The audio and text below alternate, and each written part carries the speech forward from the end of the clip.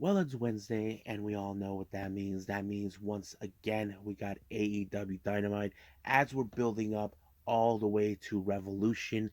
Many things could happen. As you know, we got Bryan Danielson who will be challenging for the AEW World Title against MJF, and we have plenty other things that were taking place. But first things first, we're going to do some reviews, mostly coming from the Pacific, most specifically in Japan. First thing we got is Stardom with day 9 of the Triangle Derby. I did mention on a previous news update that we're getting closer and closer towards the end. On the 17th will be the final. So we're going to do much as we can as possible until we get to there. But also, we got 2 days of GLEAT.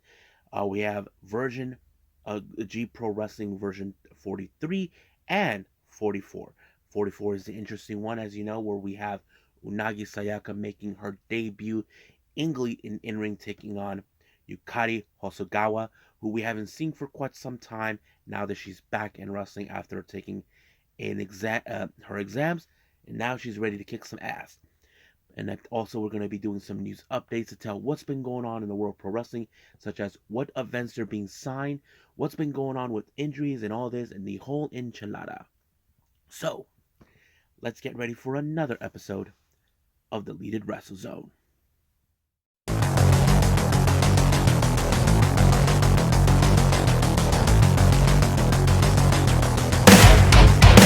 Are you ready? Get up, get up! Get up, get up! Get up, get up! Get up, get up! Get up, get up! Get up, get up!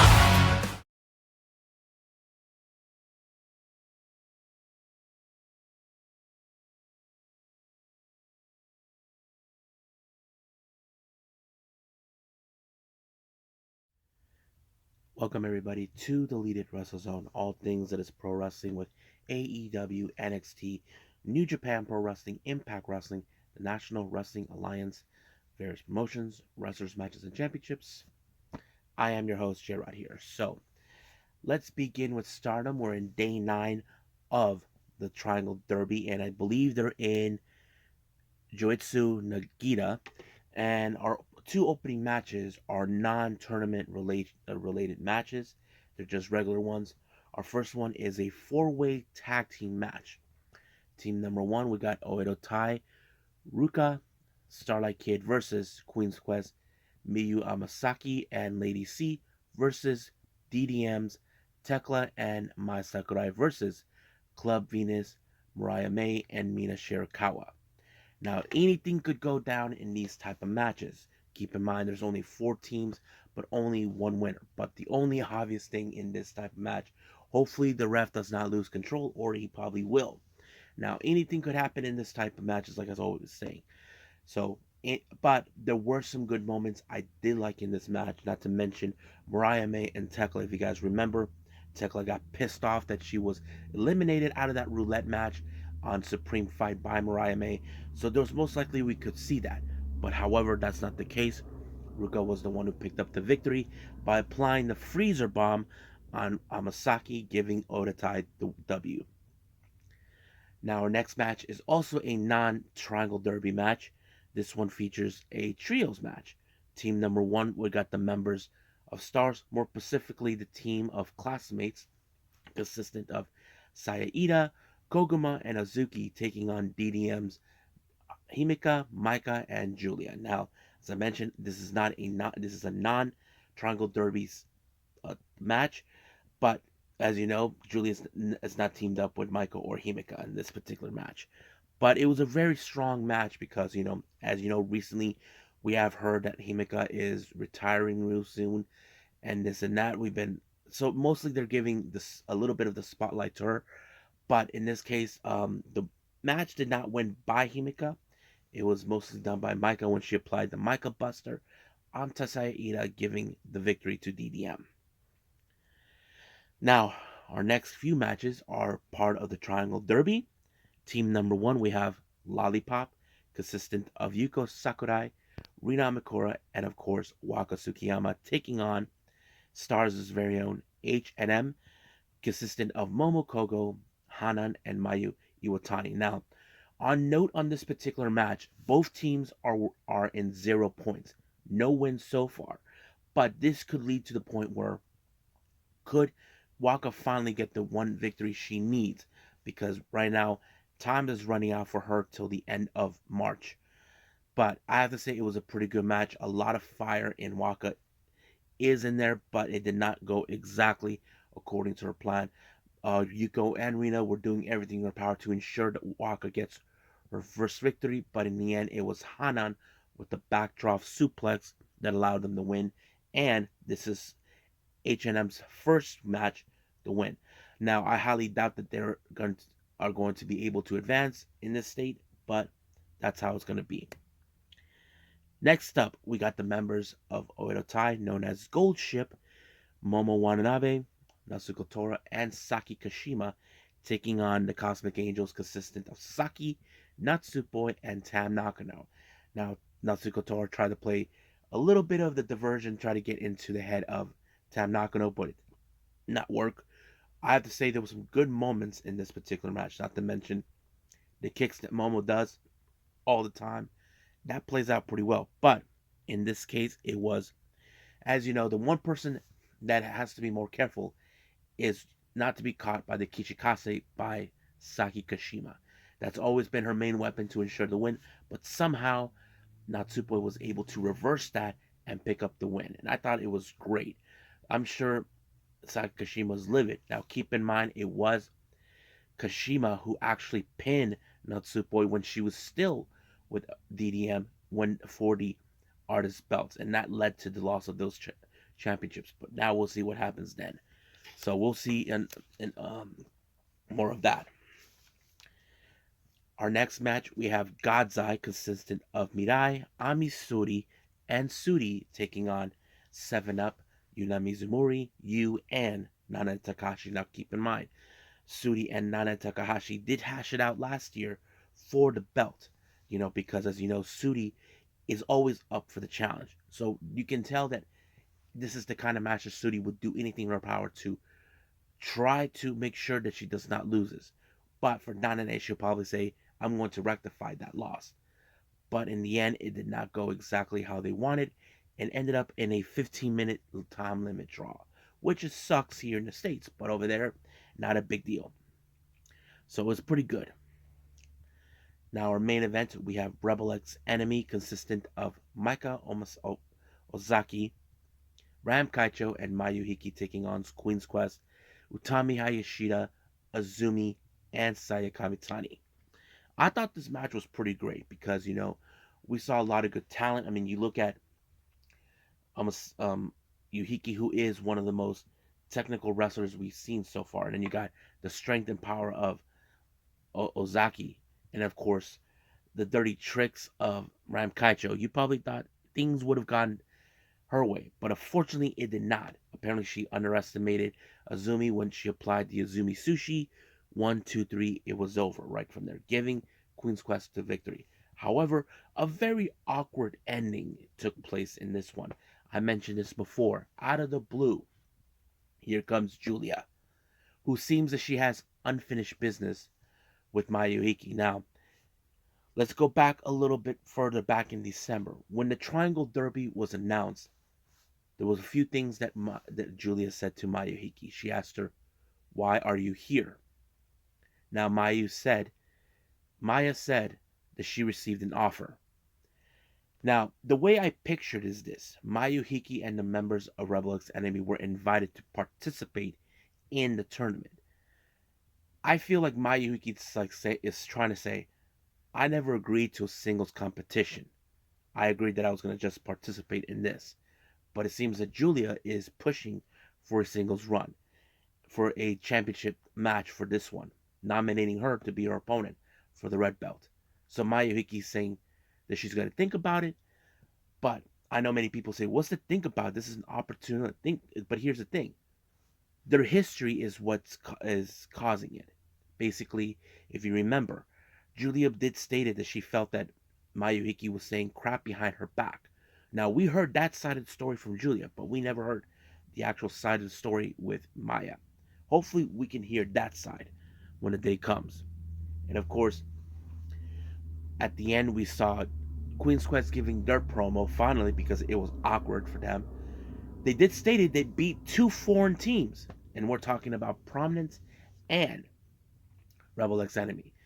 Now, Queen's Quest do have an opportunity in their back pocket when they defeated Prominence.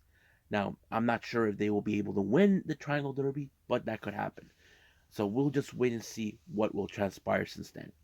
So for now, we'll just end it right here with Stardom. Let's move on with GLEAT G Pro Wrestling version 43.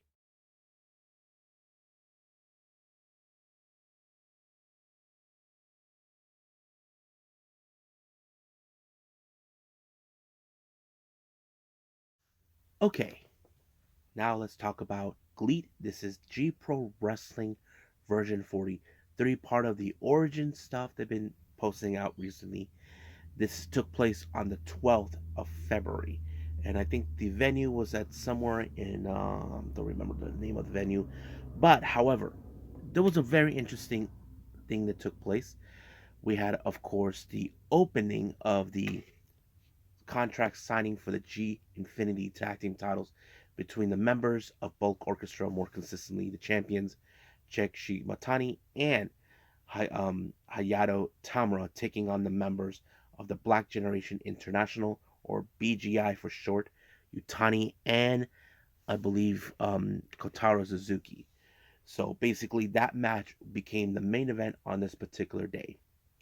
Now, recently we have seen factions being formed little by little in GLEAT.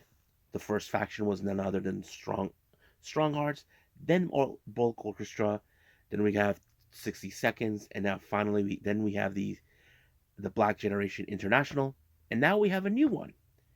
This one was a consistent of three individuals: Takanori Ito, Masato Kamino, and Yusuke Kodoma.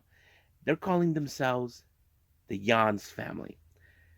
It sounds a bit too corny, but at the same time, they throw in a little bit of the entertainment in their segments, and I thought it was very interesting.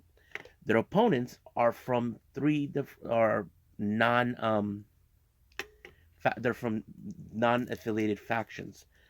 Well, except for one, of course. We have their opponents is Keishi Sato, who's from 60 Seconds. He teams up with Minoru Tanaka and Kaz Hayashi. Now, I have to say, Jan's family were very interesting. They have a unique sense of way of style of their how they do things. Right in the end, it was of course Ito with the German suplex onto Sato to pick up the win. And of course, they throw out a promo. This is their first victory as a unit. I believe this is going to be very interesting now that we're seeing 5 units in GLEAT. Now, our next match, we have Jun Toncho representing 60 Seconds taking on Soma Watanabe. I thought the match was pretty good. A lot of the junior heavyweight aspect that we normally would see. So I enjoyed it. I would assume that Jun Toncho would win this one, but no. It was Soma Watanabe with the 450 splash that gave him the victory on this one. Now, our next match is a UWF tag team rules, but it's an intergender tag team match. We have Maya Fukuda teaming up with um, Seishi Ikimoto to take on Michiko Miyagi and Yu Izuka. Now, Maya Fukuda has no problems, taking on right across Michiko Miyagi since she is her friend and mentor. That plays out pretty well. But what I did like in the end is how the women interacted with the men during the UWF rules match. But one thing that I did not anticipate was Izuka picking up the win by applying a somewhat of a triangle lancer that put Fukuda out. Like she couldn't breathe. She was like out completely. Ref's decision.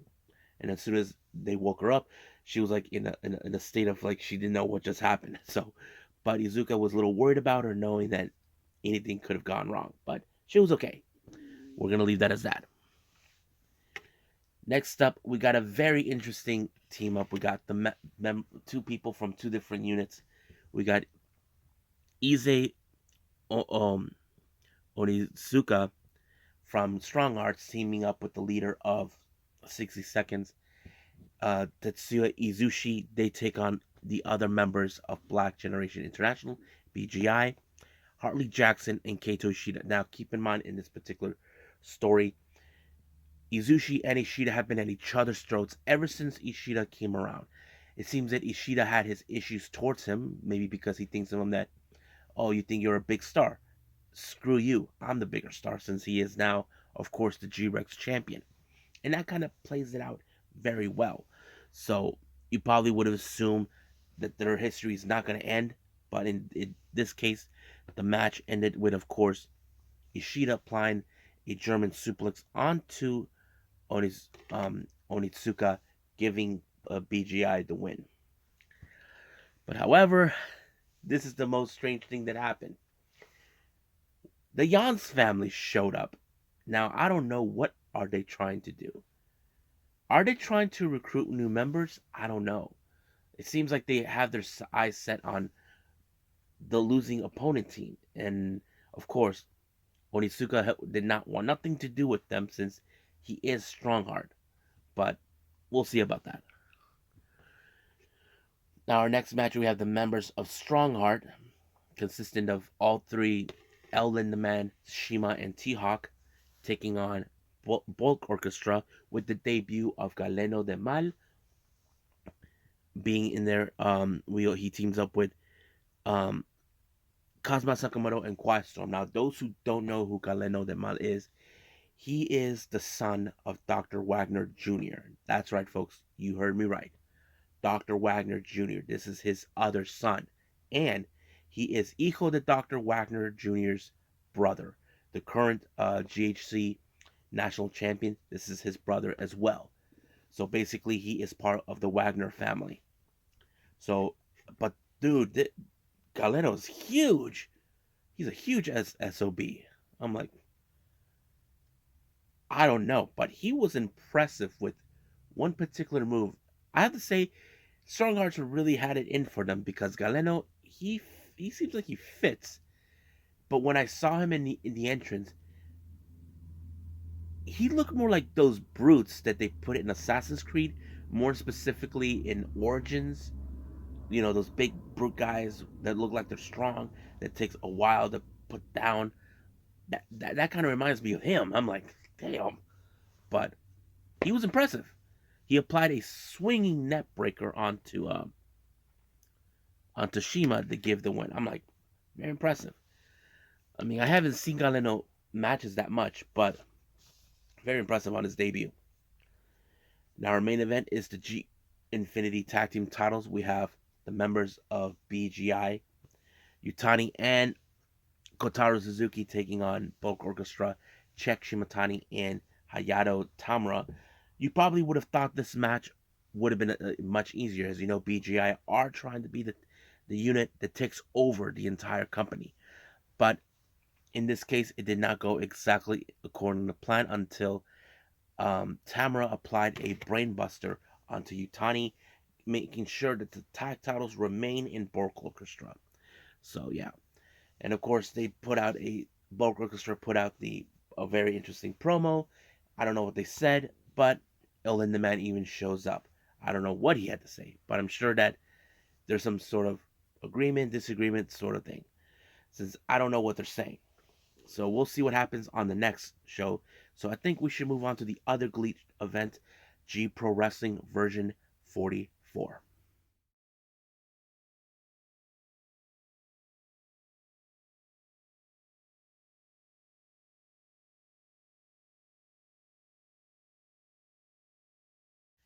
Okay, GLEAT G Pro Wrestling version 44. This one, it was in Shinjuku Face recently on the 15th of February. Now, our first two matches are part of what they called a Unit One Night Tournament. This is the semifinals. Our first team is the members of Strongheart, El Lindemann, Shima, and T-Hawk. They take on Bulk Orchestra members Quiet Storm, Check Shimatani, and Hayato Tamura. Now, as you know, Borchester and Strong Hearts have been at each other's throats in the past. But right now, they're trying to prove at the moment, as you know, more factions are being formed within the promotion. That's always been the clear case in this particular night.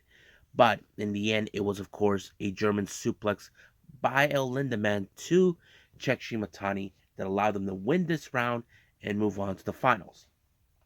Now, our next match, we have 60 seconds consistent of Oji Shiba, Jun Tonsho, and Tetsuya Izushi taking on, surprise, surprise, the Black Generation International BGI, consistent of Kotaro Suzuki, Hartley Jackson, and Kato Ishida. Now, you know for a fact that Izushi will try to gun for Ishida for all the misery he's caused since arriving in GLEAT. And I think that tells it all. But once again, in the end, it was Ishida with the German suplex onto, I believe, on Shiba that gave the win, making them go to the finals to take on the Strong Hearts. Now, our next match, we have the Joshi wrestlers taking the stage. We have Yukari Hosogawa, who, as you know, last year took a bit of time off to focus on her exams, but her opponent is none other than Unagi Sayaka. If you guys remember, she made an appearance. Seems she was wants to have a split match against Michiko Miyagi, but however, the Yoshi wrestlers within GLEAT, most specifically Hosogawa and Fukuda, will always have her back. But however, Hosogawa was the one who stepped up to the plate to challenge her. And I thought it was a pretty good match. Not to mention, I feel like the only thing I was worried about is Hosogawa, how much ring rust does she have since she went to take on her exams. But she did pretty good, but in the end, it was, of course, a big submission by Unagi that allowed her to win her date in her debut match.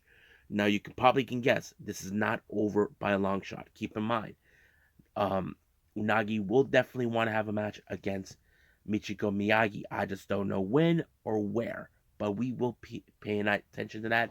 But from what I understand now, it appears that there's going to be a tag team match. So Hosogawa will team up with Michiko Miyagi.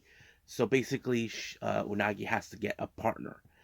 Now, AOI was there with her. Now, I highly doubt she's going to use her because this is one of those matches where you're dealing with people who have more experience. And I think that says it all. So we'll find out soon enough. Next match, we got Shigehiro Iri taking on Utani. I have to say, what a big match because it was big versus small. But, however, it was Iri with the big lariat onto Utani that put him away completely to give him the W. Our next match, we got a very interesting one. We got the Yans family, consistent of Masato Kamino, Yusuke Kodoma, and Takanori Ito taking on Yu Izuko, Issei Onisuka, and Soma Watanabe. Now, Yans family, as you know, they have merged to out of the blue, trying to establish themselves. But I have to say, I'll skip to the end. It was Ito with the German suplex to put away Onitsuka. But this is not the end of it. What happened? As soon as the match was over, they seems like they had their sights set on Onitsuka.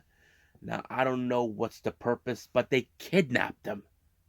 And of course, you look at Yu Izuka and Soma Watanabe. They're like, "What's going on here?" It appears Onitsuka's been kidnapped by the Yans family.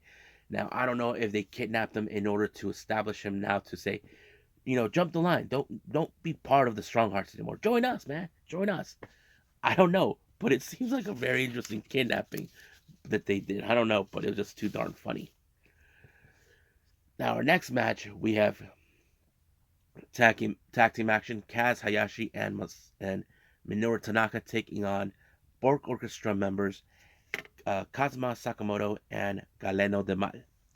Once again, Galeno, oh my god, what a big mother trucker. He is so big. I feel like I said, I feel like in the Assassin's Creed Origins where you're dealing with the big brute because the way he was dressed.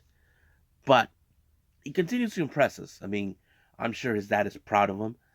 Um, but once again, he applied that swinging neck breaker that I felt it was so cool to watch, and he tried it on Hayashi, and it was over right from there.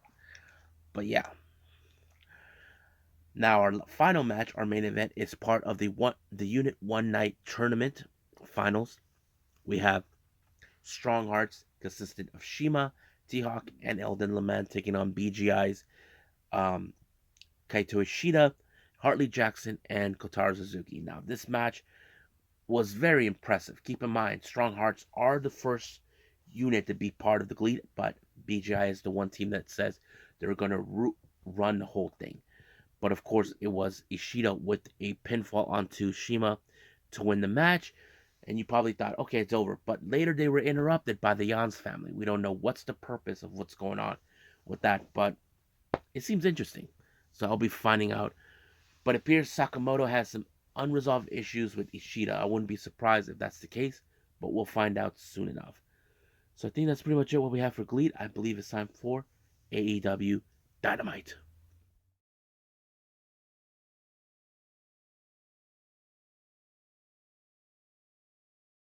Okay, AEW Dynamite opened up with a court 4-on-4 match. First team, of course, we have the Despicables, Jay Lethal, Jeff Jarrett, Sanjay Dutt, and Satnam Singh taking on Orange Cassidy, along with the Acclaim and Daddy Ass. Now, keep in mind, all four of these individuals had dealt with these scumbags for quite some time. If you guys remember, Jay Lee, I think it was Jay Lethal who did challenge for the All Out title, but did not win through. Not to mention, they even went after the Acclaim when they were still the tag champions the entire time. You probably this match would have thought it would have been very interesting, but however, the Ass Boys showed up out of the blue. They came out at the moment that Daddy Ass decided to get his match. Now we don't know what kind of psychological war game they're trying to do because, as you know, they're saying they are the best. We all know that they stole the titles completely by whacking Anthony Bowens with the belt, but it did not stop them one way or the other to pick up the win. But it only took a Senzumi Timber by Eric Bowens onto Sanjay Dutt to put him away completely.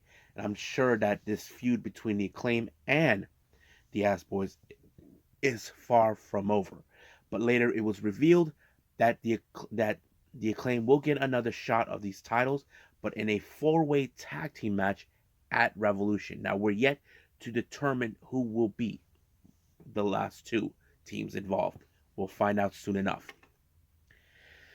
Our next match is a Texas Tornado tag team match. We have the Blackpool Combat Club, consisting of Jon Moxley and Claudio Castagnoli, taking on LFI's Preston Vance and Rouge. Now, keep in mind, Vance, this is his way of getting revenge on Jon Moxley.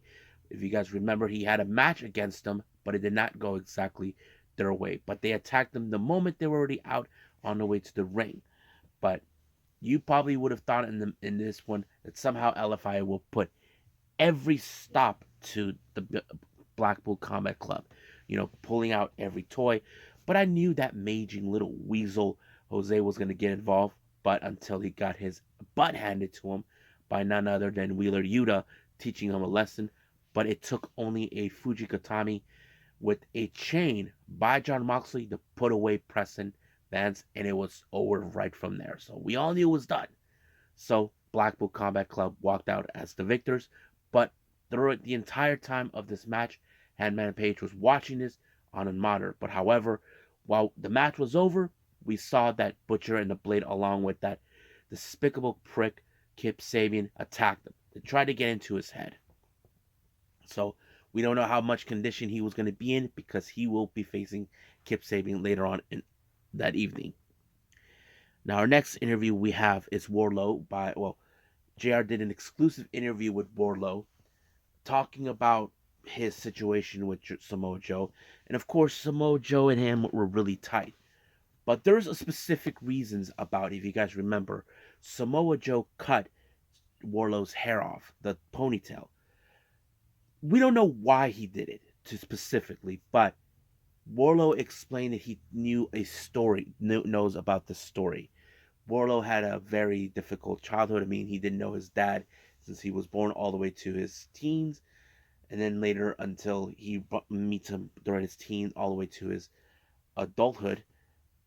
He explained but that his dad died, and he never had his beard or his hair longer, but he did that to honor his dad in some capacity because his dad had cancer and he lost a lot of weight. So he thought by having his beard and his hair longer is his way of trying to connect with them. And it makes perfect sense. If Samoa Joe knew about this, then that's the reason why he's cut his hair. And now it's personal. Like trying to, he felt that Samoa Joe is trying to take something that belongs to him. And now this has gone very, very personal. Now, our next match, we have Josh Woods taking on Damn Boys, or should I say, Dem Boy, Mark Briscoe. I have to say the match was pretty awesome. I just didn't know what to expect. But I knew the X factor is Ari Davari and Tony Nese were going to get involved. But I don't know what really happened. I just saw the Lucha Brothers attack them. I don't know what's the significance of those two. I'm sure Sterling would probably want to have a word about this, try to find out. But I have to say, Mark Briscoe really, really went up and took it to the max no matter what. It was like very impressive. I have to say, I loved it. So practically, it took only a froggy bow by Mark Briscoe to put away Josh Woods. So he's right now undefeated, 2-0 in AEW. So that's a good thing to hear. Now, our next exclusive interview with Renee Paquette is with Adam Cole. Now, Adam Cole says you can say that he is excited for his return, but right now he's taking like small victories. When he since he got injured, but he's still not ready to disclose who will be his opponent for his return match. And I'm sure there's a lot of people that are kind of speculating or taking guesses. Me, I'm just want to be surprised, that sort of thing. But he will not. But we just gotta wait and see when that day comes. Now, as you know, MJF, he's the biggest prick on the planet who feels that he doesn't need to be over there. Only he's the champion. That's it. He only shows up at the pay-per-view. Well, he's obligated to show up. He wanted to get his little peace in mind about Bryan Danielson. He contacted someone to speak on that, but it did not go as well. The person he asked is Christopher Daniels. And then, of course, MJF did not like what Daniels was saying about this and that until Bryan Danielson shows up to give the fallen angel a helping hand. So this is this is not over until we get to March 5th for Revolution. I think that's the one we're doing. I'm not sure, but we'll see.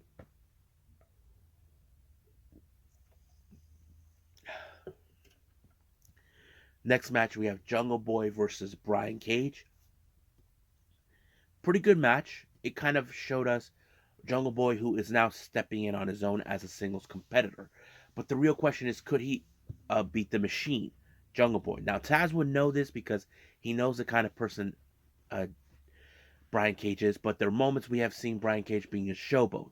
But, however, Jungle Boy did not let that waver him, so he rolled him up to pick up the win. So I think this was a pretty good win by him, but unfortunately, it was cut short with the all of a sudden arrival of Christian Cage, who we haven't seen in months. And all of a sudden, Christian Cage kind of put something on his eyes, and then he put the kill switch on him. Now, as you know, this feud between them is far from over. But some of you may ask, where's Luchasaurus? Now, I did mention a while back that Luchasaurus is dealing with a lawsuit due to some sort of company that makes special effects on masks. Filed a lawsuit against him and all this. We don't know if it's still ongoing, but we'll find out soon enough. Now, we do see a little segment with the Elite, as you know, playing basketball, and all of a sudden we see R.A. Fox and Top Flight feels like they want to get another shot. But however, I did like how they really got under the skin with them, saying, you may have a lot of balls, but you just dropped them. And of course, that did not set well for them. So it looks like it's going to happen again. So we're going to have a somewhat of a round 2 here. So we'll see what happens then from that. Our next match, we have Kip Sabian versus Hangman. You probably can guess that Kip Sabian was trying to play mind games. It would have been That's simpler. But we know, what's his name? Kip Sabian will do anything to get the attention, but it only took a dead eye for Hangman Page to put away Kip Sabian. Now, when we thought things were going to go okay, here comes the Blackpool Combat Club. Looks like Jon Moxley had some things on his mind towards Hangman, telling him he has no friends. And of course, the Dark Order shows up to back him up. But Uva Uno, who has, I have to say, the bigger balls, decided to stand up against Jon Moxley. But however, it appears that now things are got a little interesting. Jon Moxley decided to name their next match at Revolution Texas Death Match. So that's going to be another interesting thing to see. So I'm looking forward to it. Now, our next interview we have is, of course, the JSA, who are not happy that Ricky Starks continues to bother them, saying, "We're done. They're all of this." Jericho doesn't want to have a match against him, but Ricky Stark is not going to give up that easily. Even Daniel Garcia says that he's going to put a stop to him on Friday. But we'll see if that happens. Now, the firm had a little interview with Tony Schiavone. As you know, they're talking about the morale has got better for the firm and all this. But the most bigger thing that happens is that Hook got suspended for hurting Stokey Hathaway. Now, we know that Stokey has been getting under the skin of Hook, trying to call him that he's a fraudster and all that. And all of a sudden, it was announced that he was suspended. And of course, Hathaway was happy. Even as soon as that interview was done, Taz is like, "What?" And even Excalibur were like, now, some of you can say, is this part of the story? Yes. So I'm sure we're going to see what's going to happen. Now, our main event is a three-way match with three women in the ring. We have Toni Storm, Ruby Soho, and Britt Baker. Now, keep in mind, we're having a war within the originals and the outsiders. So basically, it's more like Britt Baker as the original and Saraya is the freelancers, or should I say the outsiders. A concept that I mentioned before in Japan. As you know, we're seeing that with Stardom, where of course we have the outsiders consisting like Prominence and Rebel X Enemy, who are the outsiders invading their territory. So we've been seeing that too as well. And I thought it was pretty good. But however, Ruby Soho, as you know, she's caught in the middle of this war where we do consider her as an outsider, but she's feeling like more of an original in AEW since she reinvented herself leaving WWE. And I think that tells us that story. But however, it took a roll up by Ruby Soho to put away Britt Baker, but once again, she's now being caught in the middle. But the real question is, what side would she take? I say there's going to be a third faction of the women's division where one is going to say, we don't want nothing to do with the two of you. I think that's the problem. So they're pressuring her to take a side. So we could see that. I'm hopefully that's the case, but we're just gonna wait to see on that. So I think that's pretty much it with AEW. Let's move on with our last thing we're gonna do is news updates.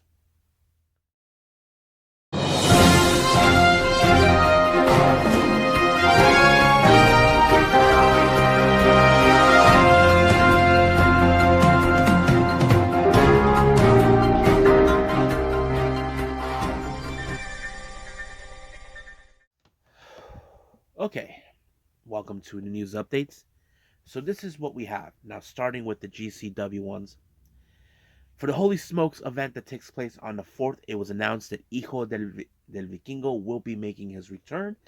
And I'm sure we're all excited to see his matches now we're able to see them live. For our DDT Hollywood event that's taking place for the part of the GCW Collective on the 30th, it was announced that Eddie Kingston will team up with one of his heroes and idols, Jun Akiyama. They'll be taking on the members of Damnation TA, consisting of Daisuke Sasaki and Kanon. I have to say this is going to be a good one because Eddie Kingston has always admired Jun Akiyama. He always emulated his style and all of that stuff. So I feel this is a dream come true. He got to face him. Now he gets to team with him. Now, continuing on with more of the GCW Collective stuff as well, we have for the Culture on the 30th of March. Kenny King has announced that he will be appearing there. It's going to be interesting to see that too. As also for the emo fight that also takes place on the 30th, on the 31st, Kevin Blackwood, he is now emo, so I don't know what he's gonna throw in. Now, for the 31st as well on March, we have the GCW versus DDT. We have Bussy taking on, wait for it, the Pheromones. Okay, now I'm invested in this match completely. Now, if you guys ever seen the Pheromones, they have a unique way of how they are. Not to mention when you see sexy Eno stays with his jockstrap. I don't know how Effie or Ali is gonna feel about this, but I have to say this is gonna be a fun match. I I don't know, but the one thing that does get me going, I'm like, who is the better kisser between Effie and Dino? I'm curious. I'm definitely invested in this match. Now, continue on more on the 31st of March, Jimmy Lloyd's D Generation F. It was announced that Starboy Charlie will be in action against Alec Price. I think that's going to be a good match as well. And then finally, we have the World on Lucha, hosted by Gringo Loco.